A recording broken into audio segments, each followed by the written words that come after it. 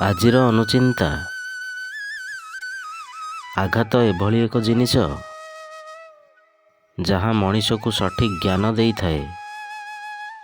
କାରଣ ଯେ ପର୍ଯ୍ୟନ୍ତ ମଣିଷ କାହାଠାରୁ କୌଣସି ଆଘାତ ପାଇନଥାଏ ସେ ପର୍ଯ୍ୟନ୍ତ ସେ ଠିକ୍ ବାଟକୁ ଆସିପାରିନଥାଏ। ପୃଥିବୀରେ ଏମିତି କେହି ବ୍ୟକ୍ତି ନାହିଁ ଯାହାର କିଛି ସମସ୍ୟା ନାହିଁ, ଆଉ ପୃଥିବୀରେ ଏମିତି କିଛି ସମସ୍ୟା ନାହିଁ ଯାହାର କିଛି ସମାଧାନ ନାହିଁ।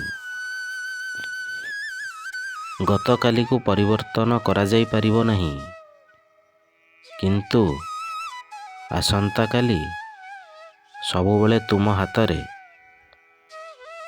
ପ୍ରତିଦିନ ଭଲ ହେବ ଜରୁରୀ ନୁହେଁ, କିନ୍ତୁ ପ୍ରତିଦିନ ଭଲ କାମ କରିବା ଜରୁରୀ। ଜୟ ଜଗନ୍ନାଥ।